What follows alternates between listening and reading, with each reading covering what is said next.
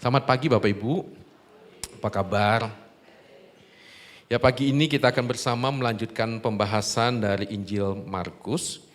Tapi sebelum kita membaca Alkitab kita, saya mau menyampaikan dulu sesuatu kepada kita semua.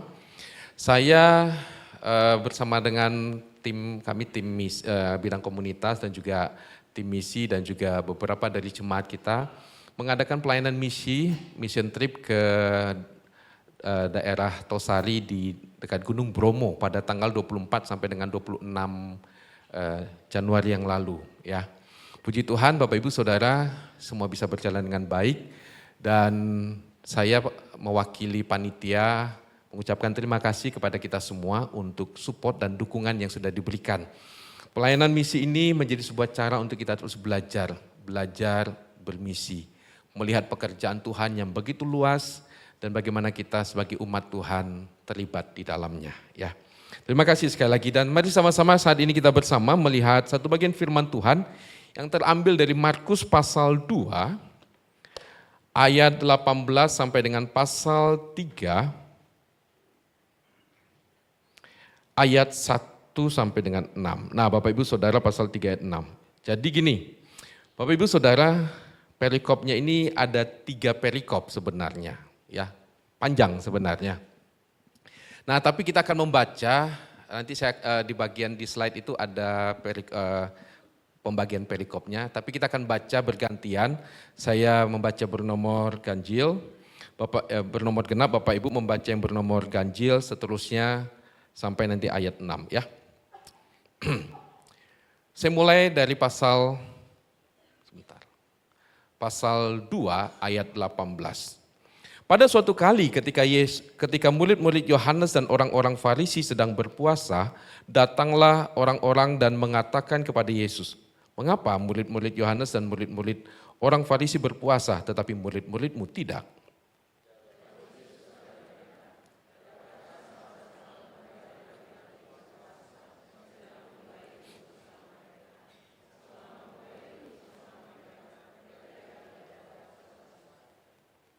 Tetapi waktunya akan datang, mempelai itu diambil dari mereka, dan pada waktu itulah mereka akan berpuasa.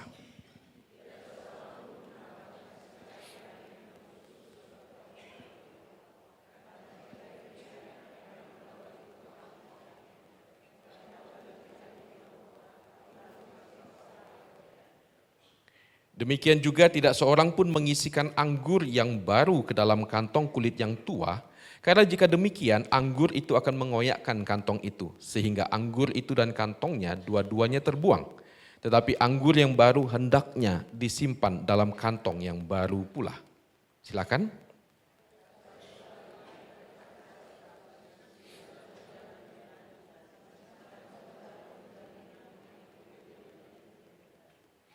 Maka kata orang-orang Farisi kepadanya, "Lihat, mengapa mereka berbuat sesuatu yang tidak diperbolehkan pada hari Sabat?"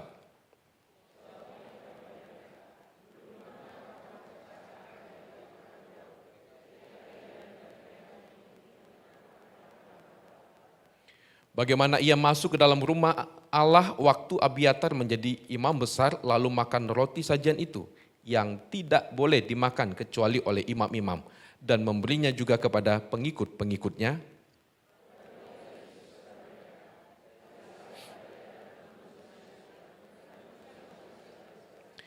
Jadi anak manusia adalah juga Tuhan atas hari Sabat. Lanjut.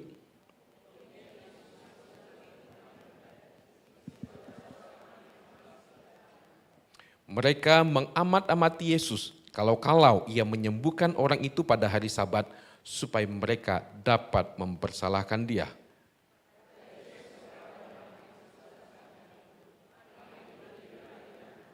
Kemudian katanya kepada mereka, "Manakah yang diperbolehkan pada hari Sabat? Berbuat baik atau berbuat jahat? Menyelamatkan nyawa orang atau membunuh orang?" Tetapi mereka itu diam saja.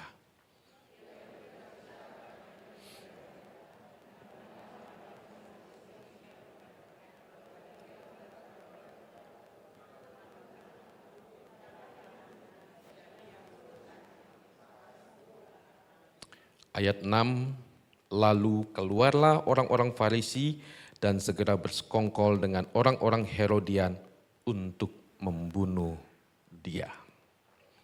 Bapak Ibu Saudara, di dalam dunia ini ada banyak sekali agama. Ya, banyak sekali agama. Baik itu agama-agama yang istilahnya boleh dibilang lintas negara gitu ya. Atau juga agama-agama yang dalam skup yang lebih kecil. Nah, Bapak Ibu Saudara, setiap agama itu punya aturan beribadahnya masing-masing. Punya ritual keagamaannya masing-masing. Punya cara ibadah masing-masing. Punya aktivitas kegiatan kerohaniannya masing-masing. Punya aturannya gitu ya. Misalnya jam-jam tertentu pada waktu ibadah. Ini boleh, itu enggak boleh. Makan ini boleh, makan itu enggak boleh. Wah, itu ada banyak sekali Bapak Ibu Saudara. Dan itu Bapak Ibu Saudara bisa lihat di berbagai tempat. Dan kita juga bisa berinteraksi dengan orang-orang yang punya berbagai keyakinan dan mereka punya aturan agama masing-masing. Nah Bapak Ibu Saudara, seseorang dikatakan taat, percaya, setia, beriman ketika diukur mereka melakukan aktivitas keagamaan itu. Ya. Seseorang dikatakan setia, seseorang dikatakan taat kepada Tuhannya, sesembahannya, itu kalau mereka melakukan ritual-ritual keagamaan itu. Dan kita juga bisa melakukan itu Bapak Ibu Saudara sebagai seorang Kristen. Kita lihat, oh orang ini rajin ibadah, orang ini suka memberi persembahan. Ini orangnya begini, ini orangnya begini. Wah ini kalau ini rajin ibadah. Sebelum jam 8 pagi dia sudah datang. Wah gitu ya. So, pokoknya semua kegiatan agama, kegiatan gereja dia ada. Lalu kita katakan ini orang setia. Tapi Bapak Ibu Saudara, seringkali penilaian-penilaian itu, baik itu yang kita dinilai berdasarkan aktivitas keagamaan kita itu, ataupun kita menilai orang berdasarkan keaktifan ritual keagamaan yang dia lakukan, seringkali itu cuma secara penampilan luar. Karena memang cuma itu yang bisa kita lihat. Hatinya bagaimana? Kita nggak pernah tahu. Yang jauh lebih dalam yaitu hati itu nggak pernah tahu. Sama Bapak Ibu Saudara, ketika kita sama-sama duduk di tempat ini, semuanya menatap kepada saya mendengarkan firman Tuhan. Esensi hati kita masing-masing tidak ada yang tahu.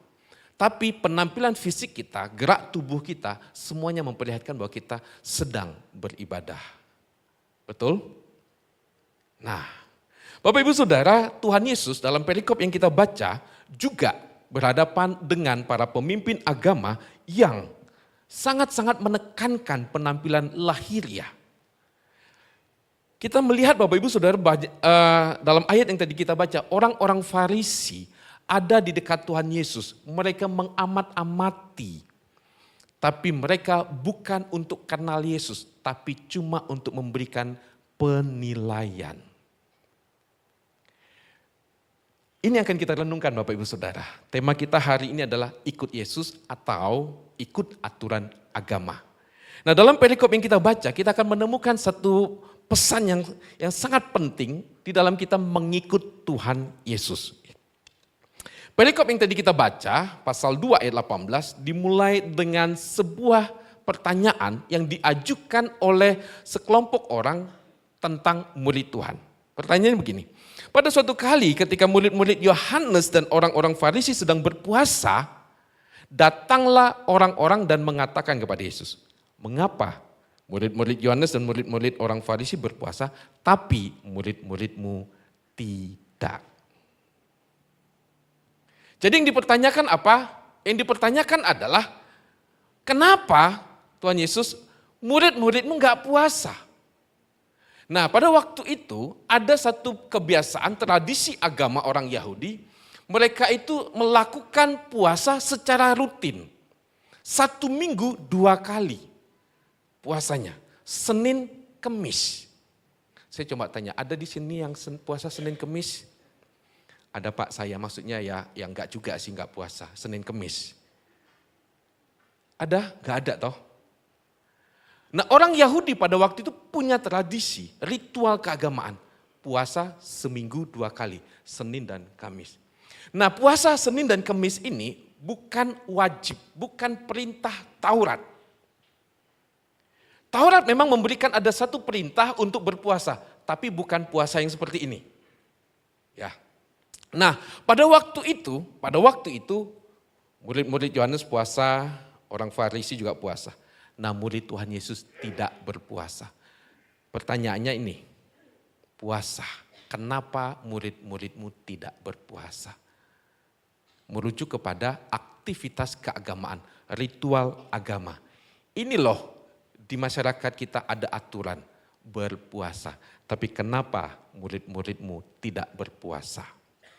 Nah, menanggapi pertanyaan ini Bapak Ibu Saudara, Tuhan Yesus itu memberikan jawaban dengan cara memberikan sebuah penjelasan dengan sebuah analogi, dengan sebuah perumpamaan. Yang pertama, Tuhan Yesus menjawab dengan, kalau masih ada mempelai, nah ini gambaran tentang pernikahan. Kalau masih ada mempelai pria yang mau menikah, maka sahabat-sahabatnya itu nggak perlu puasa. Mungkin kita bingung apa hubungannya ini. Nah gini, yang dimaksud oleh Tuhan Yesus adalah pada waktu Tuhan Yesus masih ada di bumi, murid-murid tidak perlu berpuasa. Tapi nanti akan ada waktunya para murid akan berpuasa. Tapi bukan sekarang. Bisa paham ya? Nanti para murid akan berpuasa. Tapi bukan sekarang.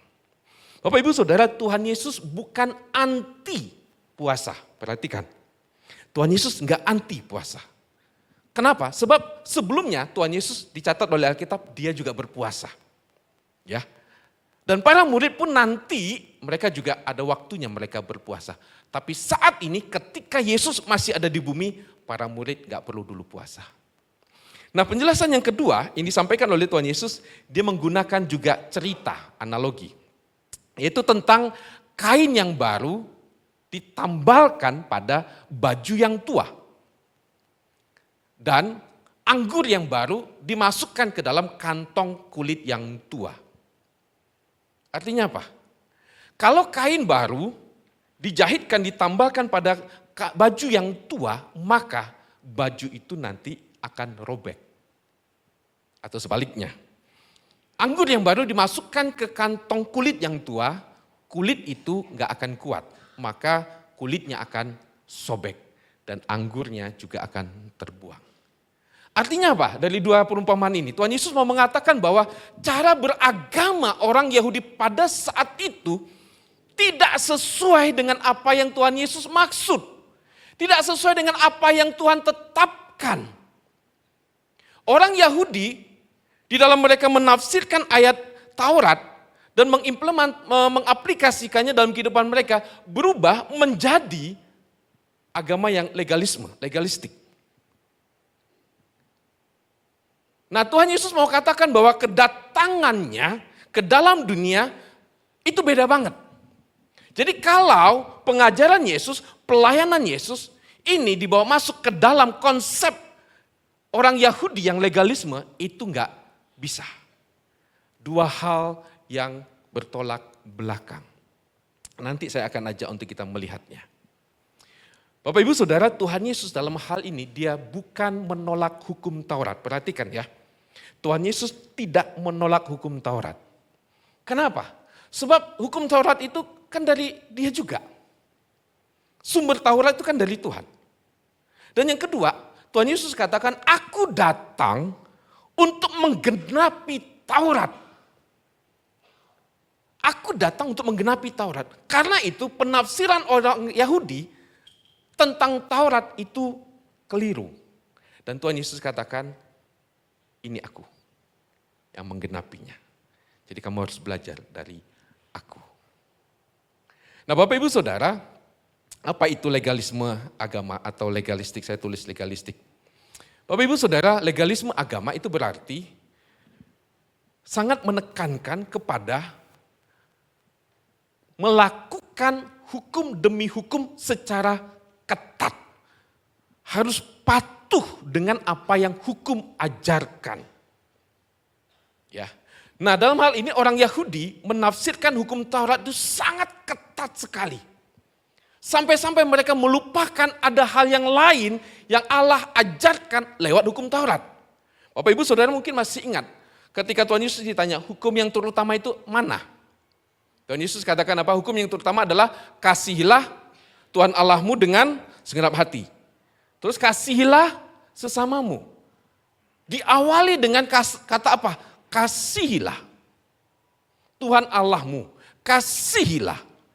Nah, di dalam legalisme agama ini, dalam legalisme yang dilakukan oleh orang Yahudi ini, mereka mengabaikan satu aspek yang lain. Jadi, lakukan ini. A, B, C, D. Ritual keagamanya harus begini, begini, begini, begini. Tujuannya apa? Tujuannya adalah kalau kamu melakukan itu, maka kamu akan mendapatkan perkenanan Tuhan. Kamu dosamu akan diampuni. Hidupmu akan diselamatkan oleh Tuhan. Nah, tapi kalau kamu tidak lakukan itu, maka kamu tidak diperkenan Tuhan. Jadi Bapak Ibu Saudara, sangat banyak aturan demi aturannya. Nah Bapak Ibu Saudara, kalau kita memperhatikan orang Farisi, mereka ada di dekat Tuhan Yesus. Mereka ikut kemana Tuhan Yesus pergi. Perhatikan ya, mereka ikut kemana Tuhan Yesus pergi. Tapi ngapain mereka? Mencari-cari kesalahan. Legalisme itu akan membuat orang melakukan agama itu, perintah Tuhan, hanya sebatas tampilan lahiriah. Ya. Menjadikan agama itu menjadi sebuah formalitas saja. Kalau mau diambil konteks ke kita, karena kita juga bisa akan jatuh pada prinsip yang sama Bapak Ibu Saudara. Datang ke gereja cuma sebatas ke gereja. Berdoa cuma sebatas gerak fisik kita berdoa. Jadi legalistik agama ini bisa membuat kita jatuh kepada ritual keagamaan, tapi kita tidak memahami makna, esensi, tujuan dari perintah Tuhan itu sendiri. Dampaknya apa? Dampaknya yang pertama, kita akan sangat mudah mengawasi orang lain sesuai firman Tuhan apa tidak. Saya akan berada sebagai polisi untuk mengawasi. Sebagai contoh misalnya, anggap saja saya ini seperti orang Farisi itu. Saya datang ibadah misalnya bagian penyambutan, terus saya lihat, oh bapak ini bajunya nggak pas ini, oh ibu ini roknya nggak pas ini, oh rambutnya orang ini nggak pas ini. Jadi saya cuma datang sebagai polisi yang mengawasi orang. Oh kalau ibu ini kalau pujian itu mantap, presisi ukuran derajat angkat tangannya. Oh ini mantap, ini doanya dikabulkan Tuhan. Tapi kalau yang cuma doanya ini doanya nggak nyampe nih. Kalau nyanyi, ada suaranya bagus, oh ini Tuhan pasti senang. Kalau fales, mentok itu sampai di langit-langit ini aja, gak akan nyampe surga.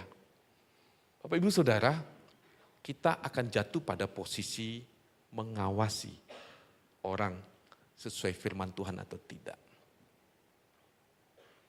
Nah, dampaknya apa Bapak Ibu Saudara? Dampaknya adalah kalau saudara ketemu saya, saudara pasti takut. Misalnya saya datengin, Pak apa kabar? Wah ini Pak Kindo nanti mau ngecek apa nih? Saya harus baik-baik. Tadi gimana ibadahnya? Bapak tadi sikap hatinya gimana? Aduh pasti nanti ini saya akan dihakimi sama Pak Kindo ini. Bapak Ibu Saudara, dampaknya apa? Orang beribadah penuh rasa takut dan rasa bersalah. Kenapa? Karena akan dinilai seperti apa penampilannya.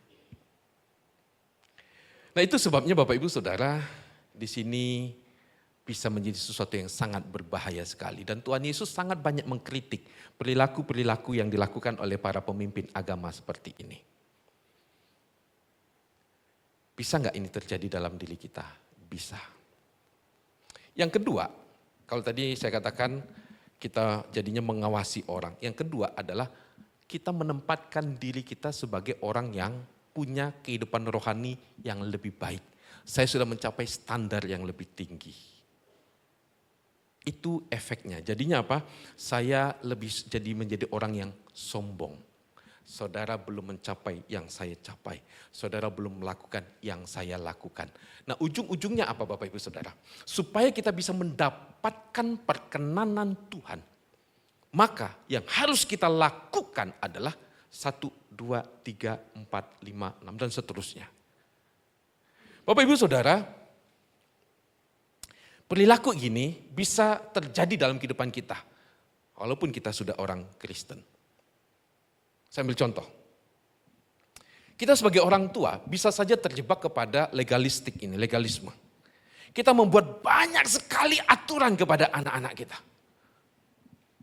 Kamu kenapa enggak ke gereja? Enggak boleh, kamu harus ke gereja. Kalau tidak ke gereja, awas. Bapak Ibu Saudara, memang sistem beragama dengan intimidasi dan ancaman-ancaman itu akan sangat manjur. Untuk apa? Mengatur. Tapi apakah itu mengubah hati manusia? Tidak. Tapi Bapak Ibu Saudara, sistem beragama penuh intimidasi, tekanan, ancaman, itu sangat manjur. Sambil contoh, kalau misalnya, bagi Bapak Ibu Saudara jemaat Gereja Kristen Kalam Kudus Malang, supaya hidupnya diberkati oleh Tuhan, berkelimpahan surga dan bumi, 1, 2, 3, 4, 5, 6, 7, 8, ada 500 aturan yang kita harus hafal. Saya yakin saudara ibadah jadi stres. Pak Hendra, ini hukum yang keberapa nih Pak Hendra? Hukum yang ke-55. Aduh, saya belum hafal Pak yang hukum 55. Berkatmu nanti dicabut Tuhan. Bapak Ibu Saudara, itu mengintimidasi orang amat sangat mudah. Beragama mengintimidasi dan nakut-nakutin kamu kalau enggak lakukan nanti masuk neraka loh kamu. Kamu kalau enggak masuk neraka loh kamu. Akibatnya apa Bapak Ibu Saudara? Akibatnya orang melihat ibadah Tuhan bukan menjadi sesuatu yang menyenangkan. Tuhan itu menjadi satu pribadi yang menakutkan. Ibadah lagi, aduh.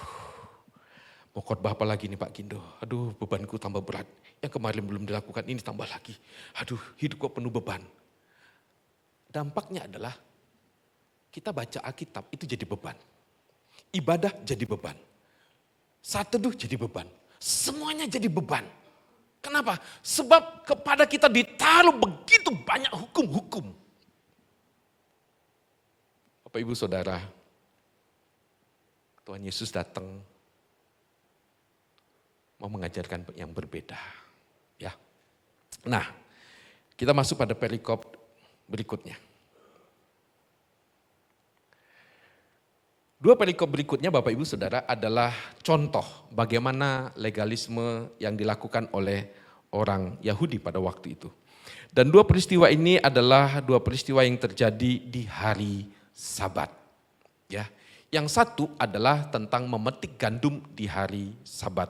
Yang kedua, Tuhan Yesus melakukan penyembuhan, menyembuhkan orang yang sakit, tangannya sebelah mati di hari Sabat.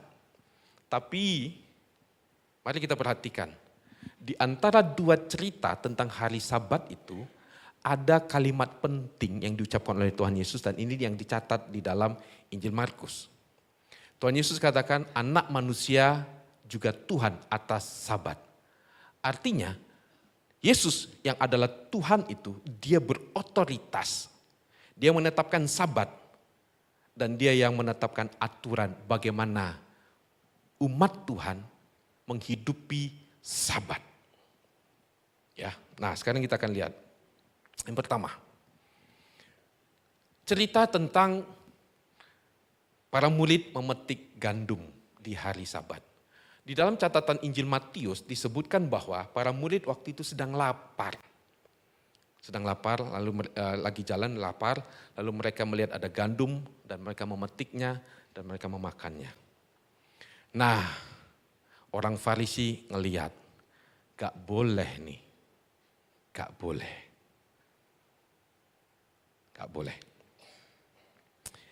Nah, untuk menjawab ini Bapak Ibu Saudara, Tuhan Yesus menggunakan satu cerita, yaitu cerita yang pernah terjadi pada Daud. Daud suatu ketika dalam kondisi lapar. Dia dan pasukannya nggak punya makanan. Lalu dia datang ke bait Allah, ketemu dengan imam besar. Apakah ada makanan di sini? Di sini tidak ada makanan kecuali roti sajian. Lalu imam besar mengeluarkan roti sajian dan memberikannya. Tapi imam besar katakan, tolong sampaikan kepada pasukanmu. Mereka harus menjaga kekudusan hidup mereka. Roti sajian cuma boleh dimakan oleh para imam. Daud dan pasukannya bukanlah imam. Jadi sebenarnya mereka tidak boleh makan roti sajian itu. Tapi dalam kondisi seperti ini diperbolehkan. Ya. Cerita yang kedua. Sama juga di hari Sabat, ada orang yang sakit tangannya, yang lumpuh tangannya sebelah. Lalu Tuhan Yesus nanya, manakah yang diperbolehkan pada hari Sabat? Berbuat baik atau berbuat jahat? Menyelamatkan nyawa orang atau membunuh orang? Kalau saya tanya ini kepada Bapak Ibu Saudara, jawabnya apa? Apakah pada hari Sabat diperbolehkan berbuat baik dan menyelamatkan nyawa orang? Atau justru di hari Sabat harus berbuat jahat dan membunuh orang? Jawaban kita apa? Apa?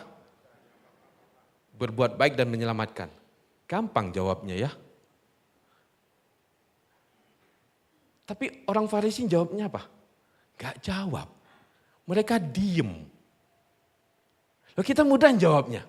Bolehkah pada hari Sabat menyelamatkan nyawa orang? Boleh. Tapi orang Farisi gak bisa jawab. Kenapa mereka gak bisa jawab? Mereka dilema. Kalau mereka bilang boleh, itu berarti Tuhan Yesus benar. Dan otomatis mereka salah, kan gitu. Tapi kalau mereka bilang gak boleh, berarti yang diperbolehkan apa? Berbuat jahat dan membunuh orang. Waduh, gak etis banget dong. Jadi mereka diem. Dalam catatan Matius ada info yang bisa membuat kita lebih memahami cerita ini. Ayat 10. Di situ ada seorang yang mati sebelah tangannya. Mereka, yaitu orang Farisi, bertanya kepada Yesus, bolehkah menyembuhkan orang pada hari Sabat? Maksud mereka ialah supaya dapat mempersalahkan dia. Nah ini ayat 11. Tetapi Yesus berkata kepada mereka, jika seorang dari antara kamu mempunyai seekor domba dan domba itu jatuh ke dalam lubang pada hari Sabat, tidakkah engkau akan menangkapnya dan menolongnya? Oke. Tuhan Yesus menggunakan cerita ini. Kalau kamu punya domba, lalu dombamu itu terperosok masuk ke dalam lubang, kamu tolong gak itu domba? Mereka bilang pasti akan jawab, tolong. Nah sekarang Tuhan Yesus katakan, kalau domba kamu tolong, kenapa manusia tidak kamu tolong? Kenapa manusia gak kamu tolong? Ini ada orang yang butuh pertolongan tapi kamu gak tolong. Tapi kalau binatang, kamu tolong. Tuhan Yesus mau katakan, ini parah logikamu itu. Gitu. Itu sebabnya Tuhan Yesus katakan apa? Karena itu boleh berbuat baik pada hari Sabat. Bapak Ibu Saudara, kita harus melihat lagi penjelasan Tuhan Yesus lebih lanjut tentang hukum Taurat ini. Ya. Dalam pasal 23, ayat 23. Yuk kita baca sama-sama ayatnya. 1, 2, 3.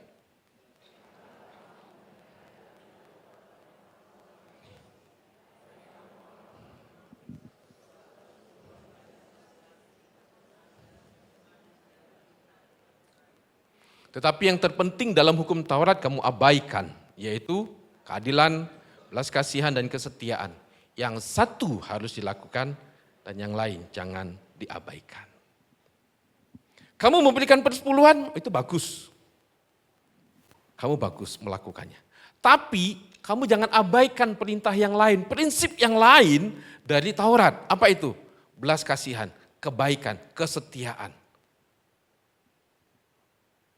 Kamu melakukan satu hukum yang lain, tapi kamu tidak melakukan prinsip yang lain yang diajarkan oleh Alkitab, yang diajarkan oleh Taurat, prinsip.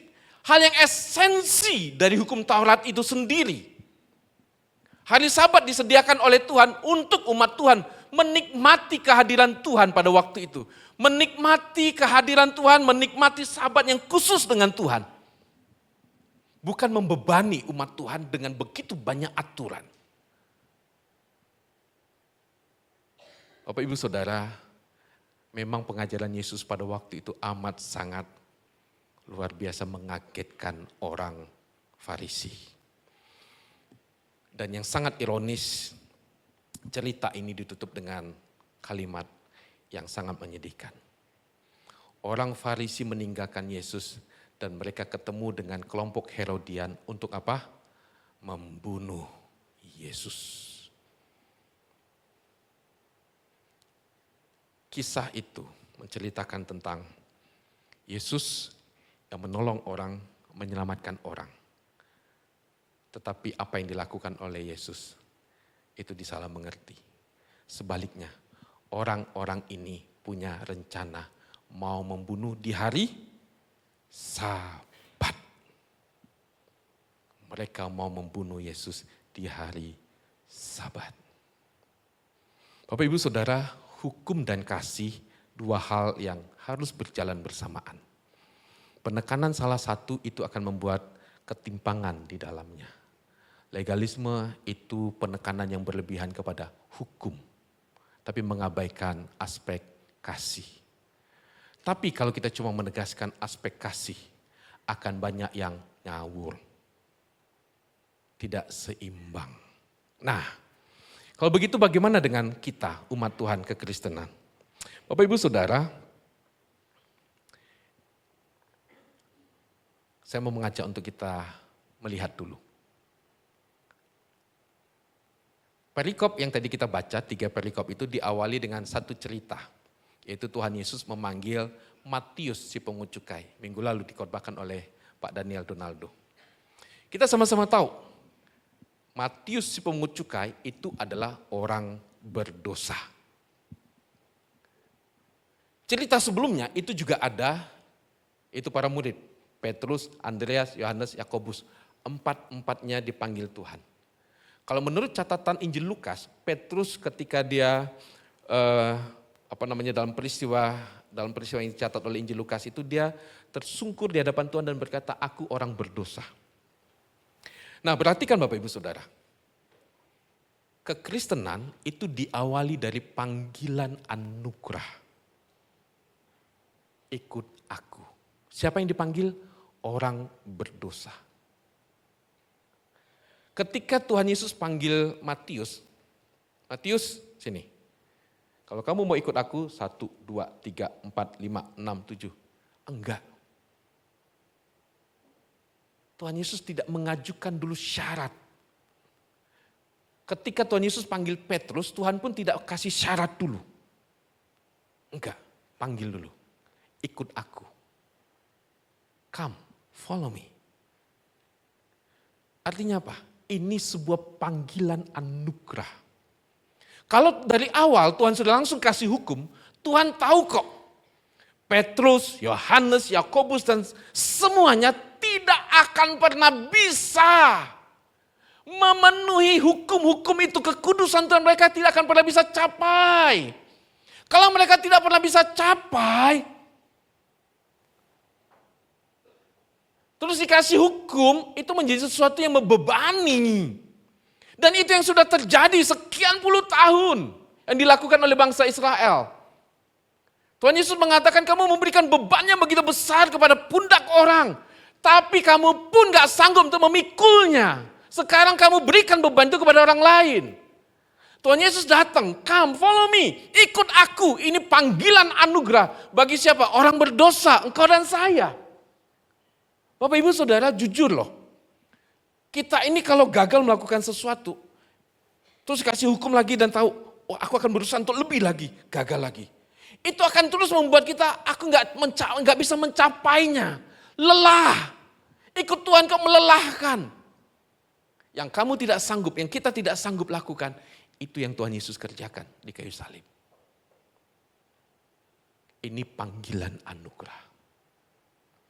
Dia ajak Petrus, Matius dan semua murid, ikut dia.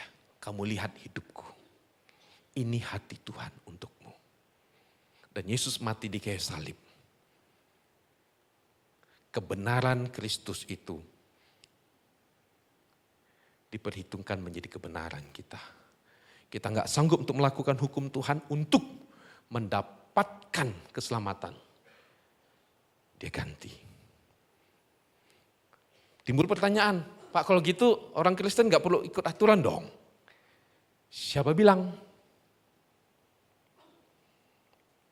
Yuk kita baca 2 ayat ini ya. Yohanes pasal 14 dan ayat 15. 1, 2, 3.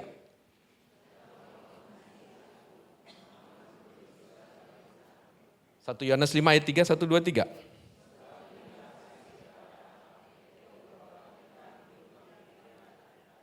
Oke, Bapak Ibu Saudara, orang Yahudi, pemimpin agama itu legalisme. Semua diatur dengan hukum. Kontrasnya adalah tidak ada hukum. Ya, antinomianisme. Nah, orang Kristen tidak begitu. Orang Kristen tidak ekstrim kanan, tapi juga tidak ekstrim, salah ya, kanan mana ya? Kanan, kiri. Tapi saudara lihat saya kanan tadi ya.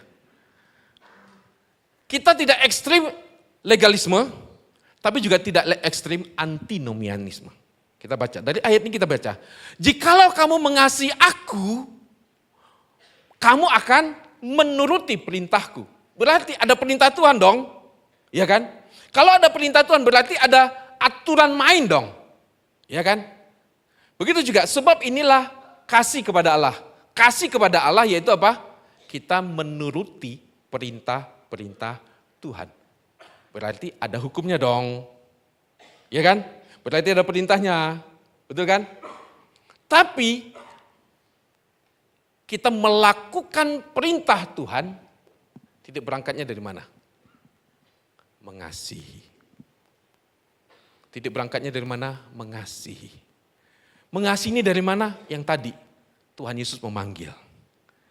Dia ajak kita masuk ke dalam, Tuhan mengajak masuk para murid masuk ke dalam kehidupan Yesus. Mereka melihat hati Kristus, mereka melihat mengenal pikiran Kristus, mereka mengalami transformasi di dalam Kristus.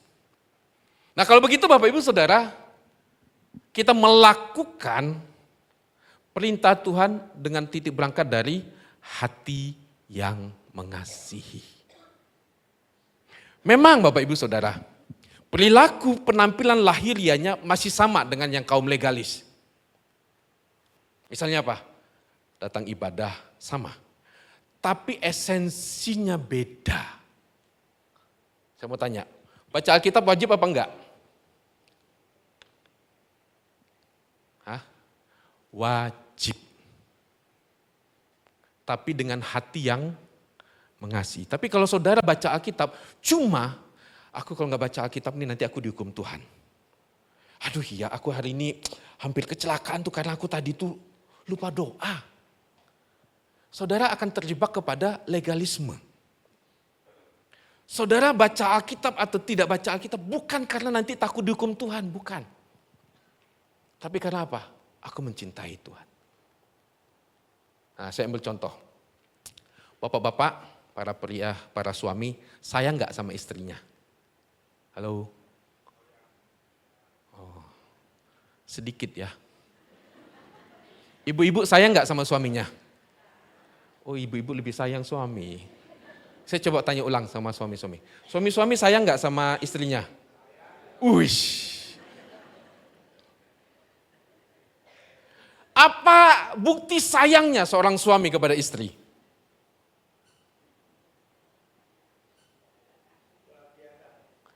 Membahagiakan, bagaimana caranya? Kita bilang kerja keras. Oke. Memberi waktu sama dia, oke. Tapi pertanyaannya adalah, apakah orang yang tidak sayang sama istrinya juga kerja keras? Kerja keras.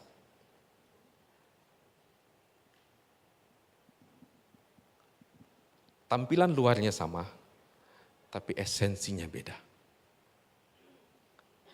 Apakah kita harus baca Alkitab? Harus. Itu Tuhan yang mau. Kenapa? Sebab dengan membaca Alkitab kita ngerti hatinya Tuhan. Harus gak kita ibadah? Harus. Kenapa?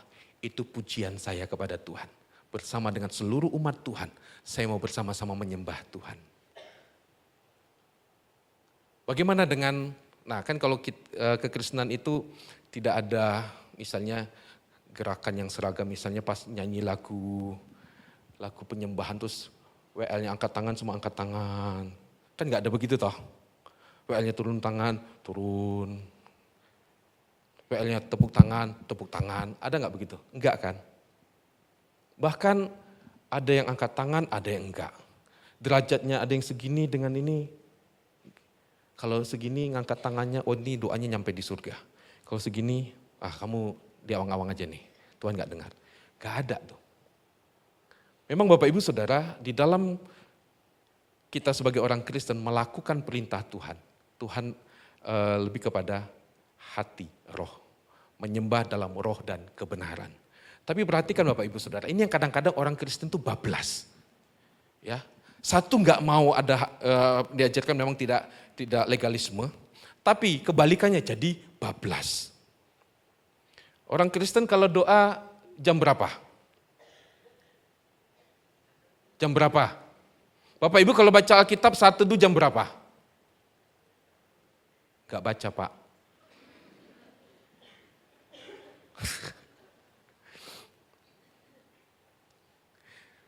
Karena kita bilang, Pak menyembah Tuhan itu kan jamnya bebas. Iya sih bebas, jadi jam berapa? Ya bebas Pak. Bebasnya jam berapa? Bablas. Nah itu kita orang Kristen. Itu kita orang Kristen. Kalau kita ke gereja kan gak ada seragam khusus toh. Bebas. Nah cuma jangan bebas-bebas juga. Tetap ada aturan, ada perintah Tuhan. Kalau beberapa bulan yang lalu saya khotbah tentang 1 Korintus tentang pria dan wanita ketika beribadah. Dalam masyarakat kota Korintus pada waktu itu dan juga jemaat pada waktu itu, wanita itu kalau ibadah pakai kerudung. Di sini tidak ada satupun yang pakai kerudung. Malah kalau ada yang masuk ibadah pakai kerudung, saudara bilang, orang mana ini? Ya toh. Memang kita tidak ada seragam khusus, tapi bukan berarti saudara bebas, sebebas-bebasnya memakai pakaian apapun. Maaf kata loh ya, dulu waktu saya di Jakarta itu pelayanan, aduh ampun. Pusing saya, duduknya depan saya lagi. Ya astaga ya Tuhan, kuatkanlah imanku. Tapi ya piye? Bapak Ibu Saudara, memang tidak disebutkan aturan bakunya. Tapi prinsipnya apa? Apakah yang kita gunakan untuk memuliakan Tuhan atau tidak? Apakah yang kita lakukan itu membangun iman orang atau tidak? Sekali lagi Bapak Ibu Saudara, semua yang kita lakukan itu lahir dari hati yang mencintai dan mengasihi Tuhan. Tuhan sudah selamatkan kita. Dia tidak membebani kita dengan hukum-hukum yang dia tahu kita tidak akan mampu. Tapi bukan berarti kita hidup tanpa aturan. Justru Bapak Ibu Saudara, dengan kita mengerti kita sudah dapat hidup yang baru. Tuhan memberikan kita kemampuan yang baru. Tuhan memberikan kepada kita hikmat. Untuk kita bisa tahu apa yang harus kita lakukan dan apa yang tidak harus kita lakukan. Kita berpedoman kepada apa yang Alkitab ajarkan. Dan biarlah kita mau menikmati persekutuan dengan Tuhan. Melakukan perintahnya karena kita mencintai Dia. Amin, mari kita berdoa. Minta kesan Pendeta Hendra untuk boleh pimpin dalam doa.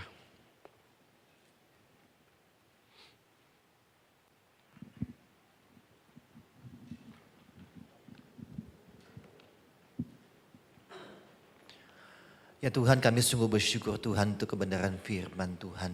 Ajak kami Tuhan untuk memikirkan kembali mengapa kami melakukan sesuatu bagi Tuhan.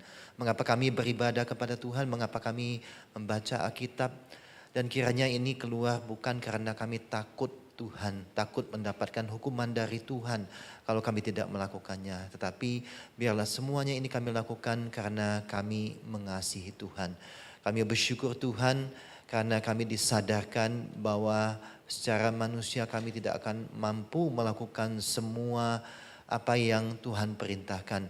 Tetapi ketika kami mencoba belajar untuk mengasihi Tuhan, maka kami akan dimampukan untuk melakukan hal-hal yang berkenan di hadapan Tuhan. Tolong kami Tuhan, berikan kami hikmat, berikan kami pengertian yang baru sehingga kami melakukannya itu dengan penuh sukacita karena kami mengasihi Tuhan.